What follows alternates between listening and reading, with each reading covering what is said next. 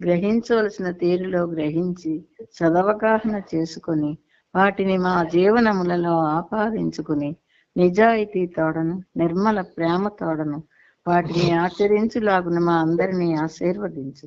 అట్టి ఆచరణయుక్త జీవన శైలిలో జీవించినట్లు మా అందరినీ అనుగ్రహించు. అవతార్ అవతార్ మెహర్ బాబా అందరికి ప్రేమపూర్వక జయబాబాలు. ఈరోజు కూడా బాబా ఆయనతో సహజీవనాన్ని గడపడానికి, ఆ జీవనంలో ఆయనతో ఏకత్వానుభూతి పొందడానికి మనకు అవకాశం ఇచ్చాడు. అందుకని ఆ ప్రభువుకి, ఆ సనాతనునికి, ఆ దివ్య ప్రీతమునికి మన తరపున, ప్రపంచ భక్త కోటి తరపున శత సహస్ర కోటి పాదాభివందనాలను సమర్పిస్తూ ఉన్నాను. ఇందులో భాగంగా మనం ప్రభు చరిత్రం చదువుకుంటూ ఉన్నాము, 10వ భాగం. అందులో మనం 4342వ పేజీలో కింద నుంచి 3వ పేర చదువుకున్నాము, ఆపాము. ఇప్పుడు తన విశ్వకార్య నిర్వహణకై అన్నటువంటి పేరా నుంచి శ్రీనుబాబు స్టార్ట్ చేస్తాడు. జాగ్రత్తగా వినండి. భగవంతుణ్ణి మనస్ఫూర్తిగా అర్థించమని కృష్ణాజీని బాబా ఆదేశించారు. అందరూ లేచి నిలబడ్డారు. వాతావరణమంతా గంభీరంగా మారింది.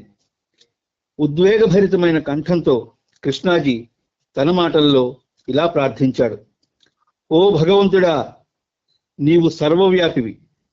ప్రేమోజ్వల జీవితంలో బాబాకు శక్తిని అనుగ్రహించు. 1953 ఏప్రిల్ నెలలో విశ్వకార్యాన్ని నిర్వర్తించేలా దైవ నిర్దేశితుడైన బాబాకు శక్తిని ప్రసాదించు. అమూల్యమైన నీ ఆశీస్సులను బాబాపై వర్షింపజేయమని మేమంతా హృదయపూర్వకంగా ప్రార్థిస్తున్నాం. కృష్ణాజీ బాబా వద్దకు కొత్తగా వచ్చినవాడు. అందరూ ఆశ్చర్యపోయే విధంగా అతడు తన ప్రార్థన చివర బాబా భగవంతుడని నేను భావిస్తున్నాను అని పలికాడు. పక్కనున్న పేజీలో అహ్మద్నగర్లో 1950వ దశకంలో డాక్టర్ డాంకిన్తో బాబా వెనుక ఉన్నవారు డాక్టర్ నీలు మరియు గోహెర్లు. ప్రార్థన ముగిసింది. అందరూ తిరిగి వారి వారి స్థానాల్లో కూర్చున్నారు. బాబా చాలా సంతోషంగా కనిపించారు. దేదీప్యమానంగా వెలిగిపోతున్నారు. తాను ముందు రోజు చెప్పి వ్రాయించిన ప్రేమోజ్వల జీవితం గురించిన ఈ సందేశాన్ని డాంకిన్తో చదివించారు. ఇన్ని సంవత్సరాలుగా నేను సద్గురువును కాను, అవతారిని గాను కొలవబడుతున్నాను.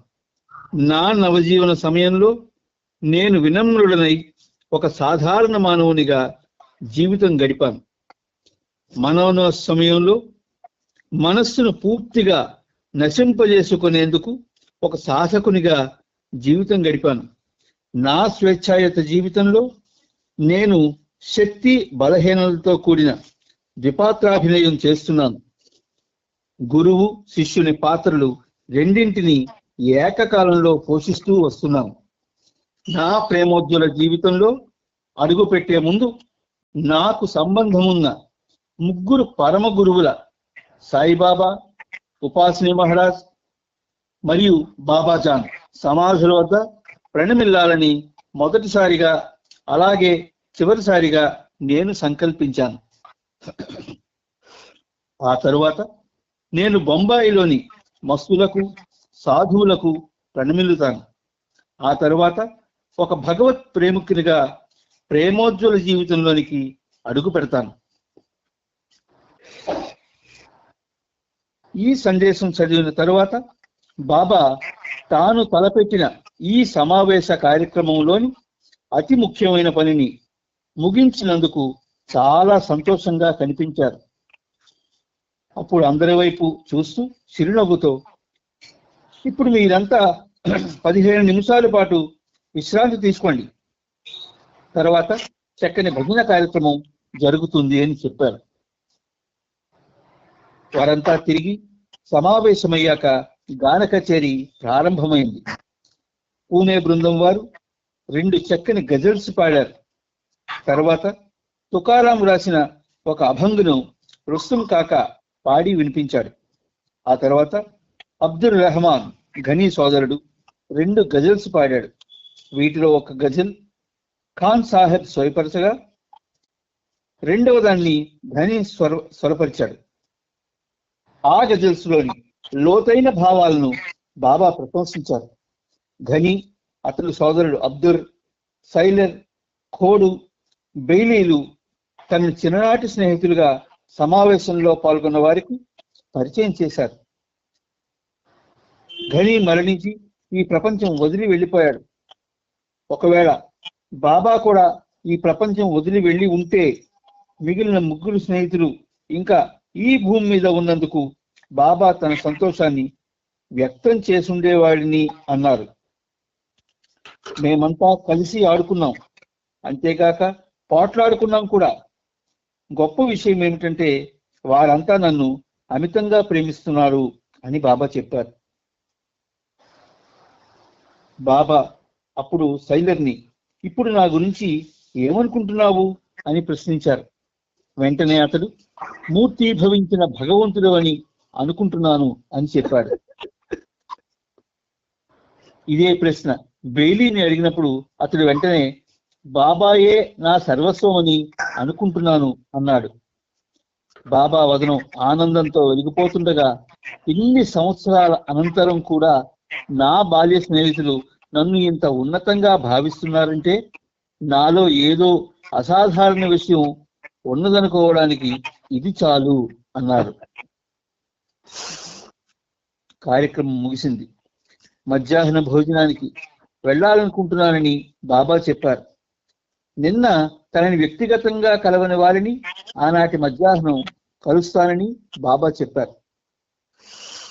తాను చేయబోతున్న విశ్వ కార్యక్రమం గురించి, తానివ్వబోయే ప్రజా దర్శనాలకు సంబంధించిన వివిధ విషయాలను గురించి విస్తృతంగా చర్చిస్తూ సమావేశం జరిగే హాలుకు ఎదురుగా ఉన్న గదిలో సాయంత్రం 4:40 వరకు బాబా తన ప్రేమికులతో గడిపారు.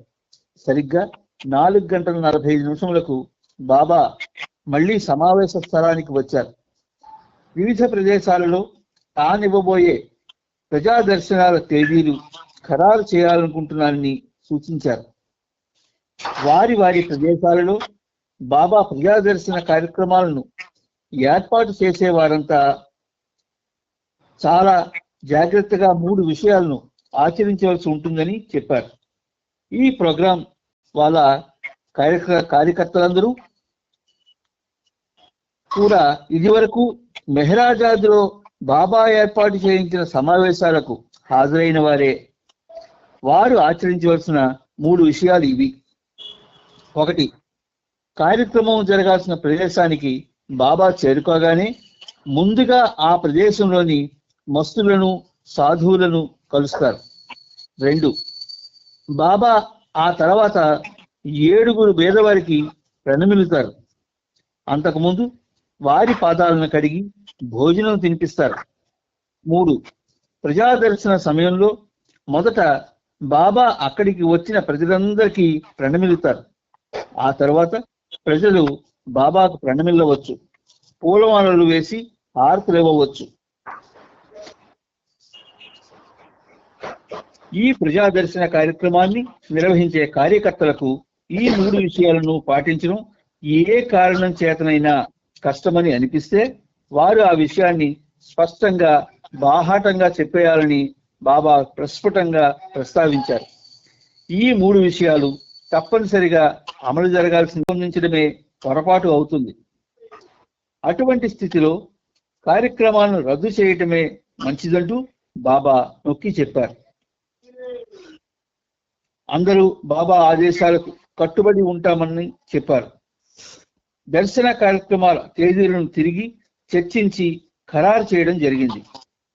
ఉత్తర భారతదేశం నుండి వచ్చిన ఒక కార్యకర్త బాబాను, ప్రజలకు మీరేమైనా ప్రత్యేక సందేశాలని ఇవ్వమన్నారా అని అడిగాడు. బాబా అతనితో, అవును, ఆది సీనియర్ని అడిగి ఆ సందేశాలను తీసుకోవచ్చు. వాటిని ఒక చిన్న పుస్తక రూపంలో ముద్రించి ప్రజలకు పంచవచ్చు. అలా చేయలేకపోయినా కూడా ప్రమాదమేమీ లేదు, చింతించవలసిన పని లేదు. ప్రజలు నా దర్శన భాగ్యాన్ని పొందుతారు, అది చాలు. అయితే మీరందరూ ఒక విషయం గుర్తుంచుకోవాలి, నాతో వ్యక్తిగత సమావేశాలు కావాలని మాత్రం ఎవరూ అడగకూడదు. నా అంతటి నేను ఎవరినైనా నా వద్దకు పిలిస్తే అది వేరే విషయం.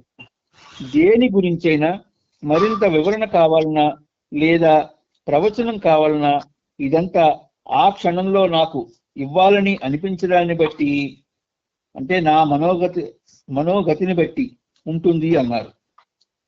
హమీర్పూర్ బృందానికి సంబంధించిన ముఖ్య కార్యకర్త లేచి, బాబా, చిన్న చిన్న గ్రామాలకు కూడా మీరు వస్తారా అని అడిగాడు. బాబా అతనితో, మీరు ప్రేమతో నన్ను ఎక్కడికి తీసుకువెళ్ళినా వస్తాను, ఎడ్ల బండి ఎక్కడానికి కూడా నేను సిద్ధమే అన్నారు. ఒకనాటి సంఘటనను తలుచుకుంటూ బాబా చిరునవ్వు నవ్వుతూ ఇలా చెప్పారు. ఒకసారి మత్స్య పర్యటనలో భాగంగా ఒక కుగ్రామం వెళ్ళాలనుకున్నాము.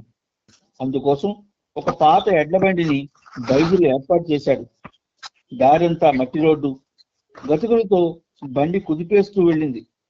ఆ బండి తోలేవాడు చాలా ఉత్సాహంగా తోలాడు. ఎడ్లను అదిలించి అతడు వాటిని పరుగు పెట్టించేవాడు. ఇంకా మా అవస్థ చెప్పనలవి కాదు. ఆ ఊరు చేరి బండి దిగిన తర్వాత కూడా నా శరీరం అంతా 5 నిమిషాల వరకు ఊగుతూనే ఉండేది అని చెప్పి వారితో తమాషాగా, మీరెవరు అలాంటి బండి వాడిని అద్దెకు తీసుకోవాలనుకుంటాను అన్నారు. అప్పుడు బాబా ఆంధ్ర బృందం వైపు చూస్తూ, పశ్చిమ గోదావరి జిల్లాలో జరిగే దర్శన కార్యక్రమాలు డాక్టర్ ధనపతిరావు, రంగారావు ఏర్పాటు చేయబోతున్నారు. వారు గనక నన్ను తీసుకువెళితే గోదావరి నదిని కూడా చూడాలనుకుంటున్నాను అన్నారు. చెన్నైకి కూడా వస్తారా అని బాబాను మొదలయారు వడివేలు అడిగాడు. బాబా అతన్ని ప్రేమగా చూస్తూ, ప్రియమైన వడివేలు, నీతో పాటు చెన్నై నగరాన్ని తీసుకొచ్చేసావు కదా, ఇక నేను స్వయంగా అక్కడికి వెళ్ళడం గురించి చింతించకు అన్నారు. కొల్హాపూర్లో కూడా ప్రజాదర్శన కార్యక్రమం ఏర్పాటు చేయడానికి వీలైతే 1-2 రోజులు అక్కడ ఉండాలనుకుంటున్నానని బాబా చెప్పారు.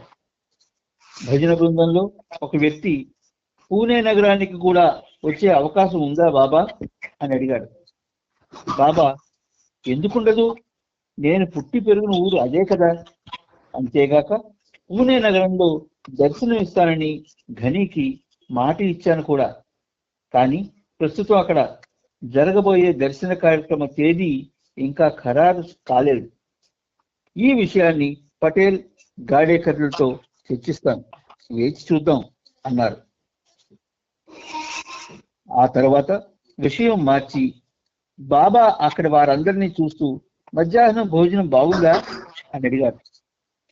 జగన్ వైపు చూసి, రంజుకి ఆరోగ్యం బాగులేదు, డాక్టర్ నీళ్ళు ఇచ్చిన మందుతో రేపటిలోగా అతడు కోలుకోకపోతే రేపు ఉదయం టిఫిన్ కి రవ్వ కేసరి తయారు చేయొద్దు, అందరూ ఉపవాసం ఉందాం అన్నారు.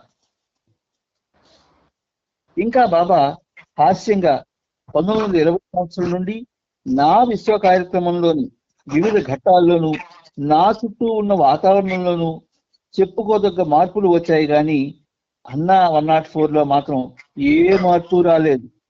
అతని అలవాట్లలో కానీ అతని వేషధారణలో కానీ ఏ విధమైన మార్పు రాలేదు అన్నారు. అంతలో బాబాదాస్ లేచి ఏదో అసందర్భంగా మాట్లాడాడు. ఇలా బాబాదాస్ అసందర్భంగా మాట్లాడినందుకు నేను అతన్ని నిందించకూడదు, ఎందుకంటే అటువంటి వారు ఇంకా ఎంతో మంది ఉన్నారు అని అన్నారు బాబా. ఆ తర్వాత కార్యనిర్వాహకులను ఉద్దేశించి, నేను మీ ప్రదేశాలకు వచ్చే ముందు రోజున బైదుల్ మీ గ్రామానికి వస్తాడు. ఆ పరిసరాల్లో ఉంటున్న మస్తులను, సాధువులను గురించి తెలుసుకుంటాడు. వారెక్కడున్నా అతను పసిగట్టగలడు. ఒకవేళ అక్కడ మస్తులు లేకపోతే అతను మస్తులను సృష్టించగలడు కూడా. కనిపెట్టడంలో వైద్యులు నేర్పరు, కానీ మరి ఏదైనా విషయం గురించి అతన్ని అడిగేటప్పుడు మాత్రం మీరు అతనితో జాగ్రత్తగా వ్యవహరించాలి. వేరే విషయాల్లో అతన్ని అడిగితే మాత్రం మీ పని అయిపోయినట్లే, మిమ్మల్ని అతను పక్కదోవ పట్టించవచ్చు అని చెప్పారు. గంటకు ముందు బాబా వేదిక ముందుకు వచ్చినప్పుడు ప్రేమికులు ప్రేమతో వేసిన పూలదండలు బాబా మెడను ఇంకా అలంకరించే ఉన్నాయి. ఆయన ఆ దండలను తన చేతులతో నిమురుతూ, ఈ దండలు నిజంగా అద్భుతంగా ఉన్నాయి, వాటిని తీసేయడానికి నాకు మనస్కరించడం లేదు, అలాగని ఎక్కువసేపు వాటిని ధరించడము కష్టంగానే ఉంది. వీటి భారం అంతా నా భుజాల మీద పడుతూనే ఉంది. వీటిని ధరించడం అంటే మింగలేక కక్కలేక దేనినో నోట్లో నములుతున్నట్లుగా ఉంది అన్నారు. పందిరిలోని వారంతా నెమ్మదిగా ఒకరితో ఒకరు మాట్లాడుకోసాగారు. అంతలో బాబా వారితో, చూడండి, నాకు శాశ్వత విశ్రాంతి అవసరమని భగవంతునికి తెలుసు, కానీ శాశ్వతంగా నాకు విశ్రాంతి అన్నదే లేకుండా ఉండాల్సి వస్తున్నది.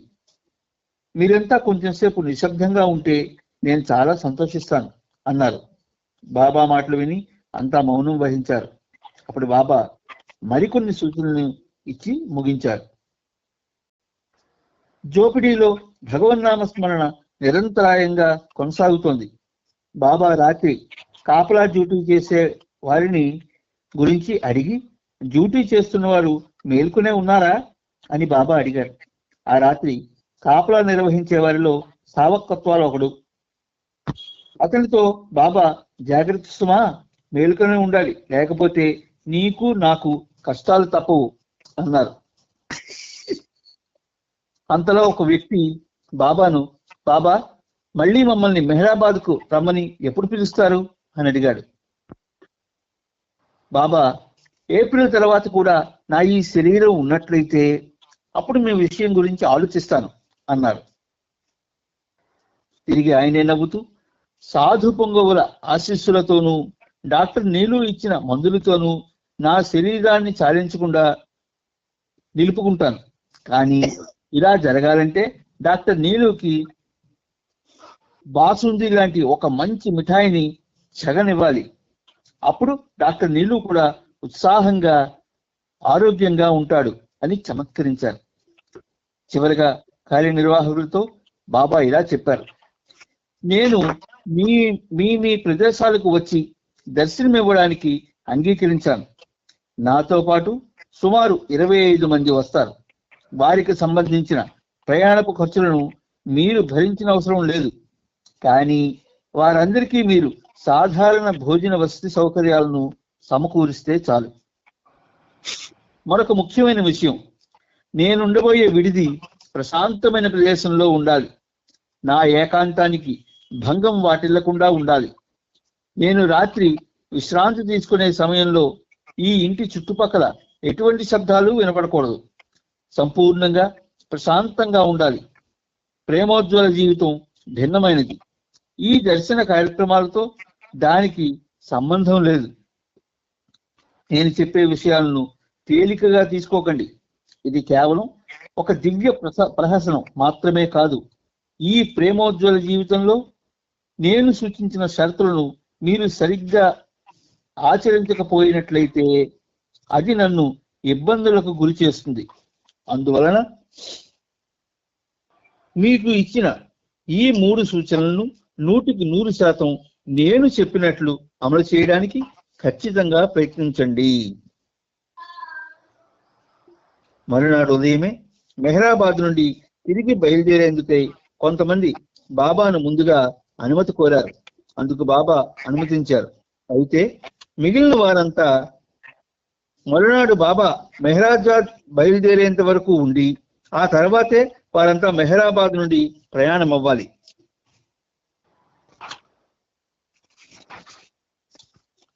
నవంబరు, డిసెంబరు, జనవరి మాసాలలో వివిధ ప్రాంతాల్లో జరగబోయే ప్రజాదర్శన కార్యక్రమాల జాబితాను దిగువ సూచించిన విధంగా సిద్ధం చేశారు. 1952 నవంబర్ 18 నుండి 28 వరకు కేశవ్ నిగమ్, ఖరే మరియు ఇతరులు, హమీర్పూర్. 1952 నవంబర్ 29 నుంచి డిసెంబర్ 4వ తేదీ వరకు హరజీవన్ లాల్ వాసుదేవ్ కైన్, ఢిల్లీ. 1952 డిసెంబర్ 5 నుంచి 20వ తేదీ వరకు దర్శక కార్యక్రమాలు లేవు, ఏకాంతవాసం జరుగుతుంది. 1952 డిసెంబర్ 21 నుంచి 25 వరకు డాక్టర్ దేశ్ముఖ్, అమరావతి. 1952 డిసెంబర్ 25 నుండి 31 వరకు షెర్లేకర్ బాబాదాస్, నాగపూర్. డిసెంబర్ 31 నుంచి 1953 జనవరి 1వ తేదీ వరకు ఫొఫాలి, సావనీలో. 1953 జనవరి 2 నుంచి 17 వరకు దర్శక కార్యక్రమాలు లేవు. మెహరాజాద్లోను, ఖుల్దాబాద్లోను ఏకాంతవాసం జరుగుతుంది. 1953 జనవరి 18 నుంచి 28 వరకు డాక్టర్ ధనపతిరావు, రంగారావు, పశ్చిమ గోదావరి. నవంబర్ 9వ తేదీ ఆదివారం ఉదయం 8 గంటల ప్రాంతంలో బాబా మెహరాబాద్ వచ్చి నేరుగా తన గదిలోనికి వెళ్ళిపోయారు. 10 గంటలకు బాబా సమావేశం జరిగే హాల్లోనికి వస్తూనే ఇలా చెప్పారు: నేను చాలా మందికి నింపడానికి నమూనా అంగీకార పత్రాలను పంపించాను. ఎవరైనా వారి ధనం, ఆస్తులు, సేవలు బాబాకు అర్పించాలనుకుంటే ఆ విషయాన్ని ఆ పత్రాల ద్వారా తెలియపరచవచ్చని సూచించడమైంది. అలా ఆ పత్రాలను తిరిగి నాకు పంపించిన వారి జాబితా ఇప్పుడు చదివి వినిపించబడుతుంది. మీరంతా నన్ను ప్రేమిస్తూ మీకు వీలైనంత పని చేయడానికి సిద్ధంగా ఉన్నారు. కానీ మీరు ఏమీ చేయలేకపోయినా, ముఖ్యంగా ధన సహాయం అందించే విషయంలో మీరు ఏమీ చేయలేకపోయినా దాని గురించి ఎంత మాత్రం చింతించవలదని నేను చెప్తున్నాను. నా పట్ల మీకున్న ప్రేమనే నేను కోరేది.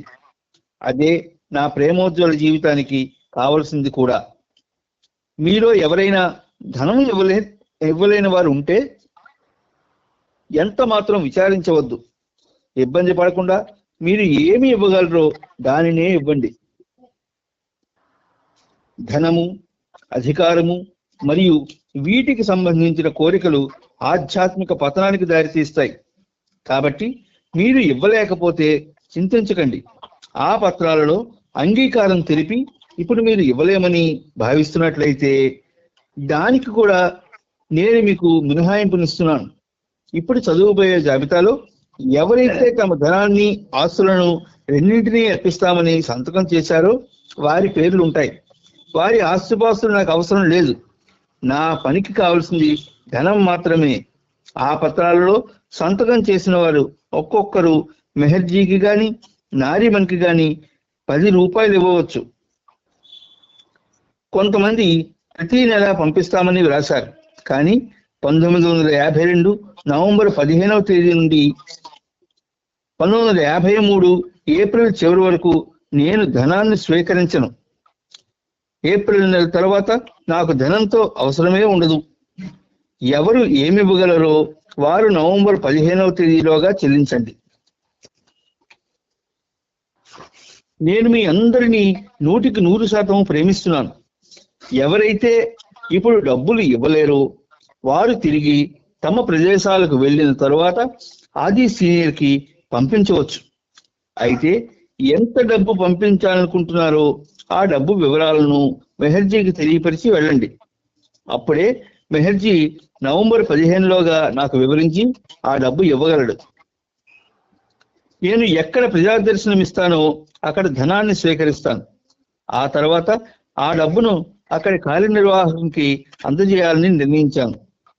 నేను ధనికులలో అత్యంత ధనికుడులని, పేదవారిలో కడు పేదవాడినని నా దివ్యాధికారంతో చెబుతున్నాను. ఇది వట్టి ప్రకటన కాదు, ఇది సత్యము.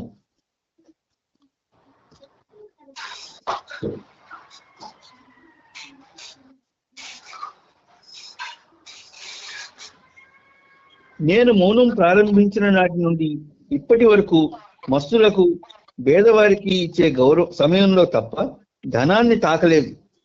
నాతో ఉన్న మండల వారు నేను స్వీకరించి పంపిన డబ్బు యొక్క జమా ఖర్చులు వ్రాస్తారు. గత 27 సంవత్సరాలలో నా చేతుల మీదుగా పంచబడిన ధనము అక్షరాల 80 లక్షల రూపాయలని వారు తెలియజేశారు. ఇప్పుడు నా చేతిలో పైసా లేదు. ధనం ఉపయోగకరమైనదే, అలాగే నాశనానికి కూడా అదే కారణం కాగలదు. కానీ సద్గురువులతో సంబంధం లేని ఆధ్యాత్మిక సాధకులకు సంపూర్ణ సన్యాసం తప్పనిసరి. ఇక్కడ ఆపునా, మనకి టైం అయిపోతుంది. చిన్న వివరాలు కొన్ని చెప్పవలసినది ఇక్కడ ఆ ముందు పేజీ 44,351లో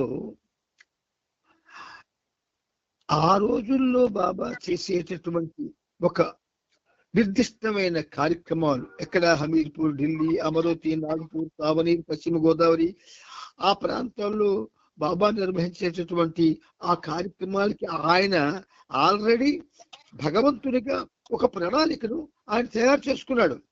కానీ ఆ ప్రణాళిక, ఆ భగవత్ ప్రణాళిక ఎప్పుడూ మనకు తెలియదు. ఇప్పుడు మనం చేస్తున్న కార్యక్రమాలు కూడా ఆయన ప్రణాళికలోనివే భాగాలే. కాకపోతే ఆ ప్రణాళిక అది ఎలా ఉంటుందంటే, ఇప్పుడు చూసారా ఈ పేరా అలా ఉంది.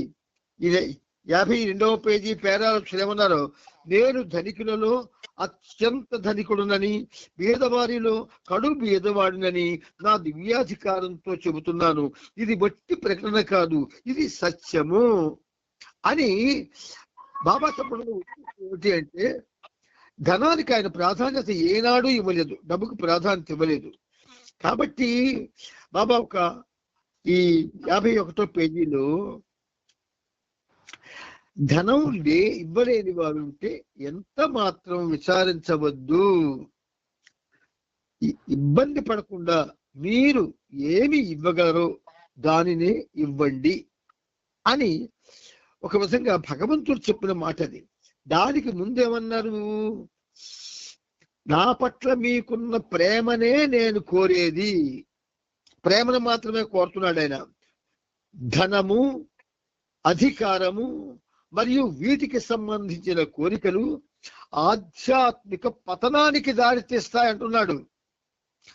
ఇది మీకు కష్టంగా ఉన్నా లేదు, ఎందుకు ఇలాగా బాబా చెప్పుస్తున్నారు మీకు అనిపించిన ఒకటే గుర్తుపెట్టుకోండి, ఎక్కడైతే ధనానికి, అధికారానికి, లేదు గర్వానికి, లేదా భేషజానికి, లేదా అందరి చేత మెప్పులు పొందడానికి ఇటువంటి కోరికలు ఉండి కార్యక్రమాలు జరుగుతాయో అటువంటి చోటల్లా కూడా ఆధ్యాత్మిక పతనానికి అది నాంది పడుతుంది. ధనము లేకపోతే పనులు కావని మనం ఎందుకు అనుకుంటున్నామో నాకు అర్థం కాదు. ధనం ఎవరిస్తారు? మనమే ఇస్తాం. ఇవ్వాల్సిన వాళ్ళం మనం కాదు, ఆయన ఇవ్వాలి. ఆయన ఇవ్వాలనుకుంటే మన ద్వారా ఇస్తాడు, లేదా ఆయన యొక్క ఇప్పటికీ కూడా ఆయన యొక్క సోర్సెస్ ద్వారా ఆయన ఇప్పిస్తాడు. కాబట్టి ధనం, అధికారం ఈ రెండే ఇప్పుడు ఎక్కువ చలామణిలో ఉంటున్నాయి. గుర్తుంచుకోండి మీ అందరూ, ధనము, అధికార దాహం ఈ రెండు ఉంటే ఆధ్యాత్మిక పతనం తప్పదు. పతనం అయిపోతామా? వద్దు. మీరు సెంటర్లు అవి నడపడం కోసం డబ్బు కావాలని చెప్పి దానికి ఒక బలవంతమైనటువంటి విధంగా డబ్బుని సంపాదించడం లేదా దాన్ని ఎండెత్తడం ఇవన్నీ కూడా చేయడం అది మంచి పని కాదు. ఖచ్చితంగా బాబా చెప్తున్నారు మీకు ఇన్స్ట్రక్షన్స్. అంత మహా కార్యక్రమం చేసినా కూడా ఆయన ఏమంటున్నాడు, ఆయన నేను ధనికులలో అత్యంత ధనికుడిని, పేదవారిలో కడు పేదవాడిని అంటున్నాడు. అందుచేత 100% మిమ్మల్ని ప్రేమిస్తున్నారు అంటున్నారు బాబా. ఆ 100% ప్రేమించబడాలి అంటే ఆయన ఇచ్చినటువంటి ఈ సూచనలు ఖచ్చితంగా మనం పదవిలో ఉన్నవారు, పదవిలో లేని వారు, అసలు ఏమీ తెలియని వారు కూడా పాటించాలి. ఎందుకంటే బాబాను కోరుకుంటున్నాం గనక, బాబాతో జీవనాన్ని పంచుకుంటున్నాం గనక ధనానికి ప్రాధాన్యత ఇస్తే మా వల్లే మాకు ఇదంతా సమకూరుతుందని ఒక గర్వం వచ్చేస్తుంది. ఎప్పుడైతే ఆయనకి ప్రాధాన్యత ఇస్తామో, ఆయన ప్రేమకు ప్రాధాన్యత ఇస్తామో జరగవలసింది జరుగుతుంది. మనం మరీ అవ్వక్కర్లేదు అని అందరూ ఉండగలగాలి. దాని గురించి ఉత్తర ప్రచుత్రాలు జరిపి ఇంత ధనం సేకరించాలి, ఇంత ధనం పంపించాలి, ఇంత ధనం దాచాలి అనేటటువంటి భావాలు మంచివి కాదు. ఒకటే చెప్తున్నాను, ధనం, అధికార దాహం, వ్యామోహం లేదా ఉండకూడనటువంటి బుద్ధులు ఇవి ఎక్కడుంటాయో అక్కడ పతనం తప్పదు. ఇది మీరందరూ కూడా దయతో, ప్రేమతో బాబా చెప్తున్న ఈ విషయాల్ని మనం జ్ఞాపకం ఉంచుకోవాలి. ఇందులో మన మినహాయింపులు ఉండవు, లేదు రాజీకి కూడా తావుండదు. బాబా యొక్క ఆయన ప్రేమలో రాజీకి తావుండదు. చెప్పింది ఏదైతే ఆయన చెప్పాడో అది ఒక విధంగా చెప్పాలంటే దైవ శాసనంగా మనం భావించాలి. దైవ శాసనం అనే భావన మనకు లేకపోతే బాబా శాసనం అనుకుంటే, బాబాయే దైవం మీద ఆధారపడి తన యొక్క భౌతిక మానవ జీవనం అంతా కూడా గడిపారైనా. ప్రతిదానికి భగవదారాధన చేశారు, ప్రతిదానికి భగవంతుడి పాత్ర పెట్టారు. ఆ భగవంతుడికి ఆయన అనేక సార్లు ప్రార్థనలు చేస్తూ ప్రతి కార్యక్రమాన్ని చేస్తూ వచ్చారు. మనం ఎందుకు అలా చేయలేకపోతున్నాం? Why? What happened to us? Because we are completely dependence on money and for the power. వద్దు, ఇప్పటికైనా 2026లో అడుగు పెట్టాం. బాబా చెప్పినట్టుగా అందరూ కూడా ఉండి ఆ విధంగా సెంట్రల్ని నడపండి. నడిపితే ఆయన మహోజ్వలంగా ఆ సెంటర్లో జరగవలసిన కార్యక్రమాలు జరిపిస్తాడు. ఆయన వ్యక్తులు నడిపించరు, వ్యక్తుల్లో ఏమీ లేదు, వ్యక్తులు లేరు అసలు. మనం లేము అన్నది మన బుర్రలో ఇంకా సుస్థాపితం కాకపోవడమే మనం ఒక విధంగా మానవికంగా ఆలోచిస్తూ ఉన్నాం. అలా ఆలోచించకూడదు. పతనం అయిపోతాయంటే ఎంత గట్టిగా చెప్తున్నారు చూడండి. ఆయన ధనం, అధికారం మరియు వీటికి సంబంధించిన కోరికలు ఆధ్యాత్మిక పతనానికి దారి తీస్తాయి. ఇది అండర్లైన్ చేసుకొని ప్రతిరోజు ఒకసారి అధికారంలో ఉన్నవారు, బాబా కార్యక్రమాలు నిర్వహిస్తున్న వాళ్ళు ఈ ఒక్క వాక్యాన్ని నిరంతరం బుర్రలో పెట్టుకోండి. దానికోసం మనం ప్రయత్నాలు చేయకూడదు, ఆయన మీద డిపెండ్ అయిపోవాలి. మనకి సర్వసాక్షి సర్వేశ్వరుడు ఏదైనా చేయగలడు. ఆయన మీద ఆధారపడకుండా మన మీద మనం ఆధారపడి మన తెలివితేటలను ఉపయోగించి ధనం సంపాదించడం, మన తెలివితేటలను ఉపయోగించి ధనం కోసం మనం ప్రయత్నాలు చేయడం, మనకి 10 మందిలో కూడా పేరు రావాలనే ప్రయత్నాలు చేయడం, బాబా కోసం పనిచేసిన వాడికి ఇవన్నీ ఉండకూడదు. నిర్మోహమాటంగా చెప్తున్నాను మీకు. ఈ పుస్తకాలు ప్రింట్ చేసింది ఎందుకోసం అంటే సత్యాన్ని తెలుసుకోవడానికి. సత్యాన్ని తెలుసుకొని కూడా మన ఇష్టం వచ్చినట్లు ప్రవర్తించడానికి కాదు. అది మంచిది కాదు. దానివల్ల ఆధ్యాత్మిక పతనం తప్పదు. ఆధ్యాత్మిక పతనం కానీ ఈ జన్మలో తప్పనిసరిగా పతనానికి కానీ దారి తీస్తే ఎన్ని జన్మలు ఇంకా ఎత్తవలసి వస్తుందో తెలియదు. అటువంటి దుర్గతికి మనం వెళ్ళొద్దు. హాయిగా బాబా మీద ఆధారపడదాం. ఏదైనా కార్యక్రమం చేస్తాం, బాబా ఈ కార్యక్రమం చేయాలనుకుంటున్నాం, మీ మాట ప్రకారం మేము ఎవరిని కూడా ఇబ్బంది పెట్టాం, ఎవరిని మగమాట పెట్టాం, మా ఇన్ఫ్లుయెన్స్ ఉపయోగించం, మేము చేస్తాము, నువ్వు ఏది ఇస్తాయి దాంతో చేస్తాం అని. కానీ ఎప్పుడైతే కార్యక్రమాలు నిర్వహించే పరిస్థితి అక్కడ మెహరాబాద్ నుంచి ఇక్కడ సికబడి సెంటర్ వరకు అన్ని సెంటర్లకు వస్తుందో అప్పుడు ప్రేమ తాండవిస్తుంది. మరికేమీ తాండవిస్తాం, ప్రేమ తాండవిస్తాం. ప్రేమలో మనం మునిగిపోవాలి, ప్రేమలోనే చనిపోవాలి. అవతార్ మెహర్ బాబా కీ జై. ఇది మనం చాలా సీరియస్ అనే విషయం, అందుకే మీకు చెప్పాల్సి వచ్చింది. అవతార్ మెహర్ బాబా కీ జై, అవతార్ మెహర్ బాబా కీ జై, అవతార్ మెహర్ బాబా కీ జై, అవతార్ మెహర్ బాబా కీ జై.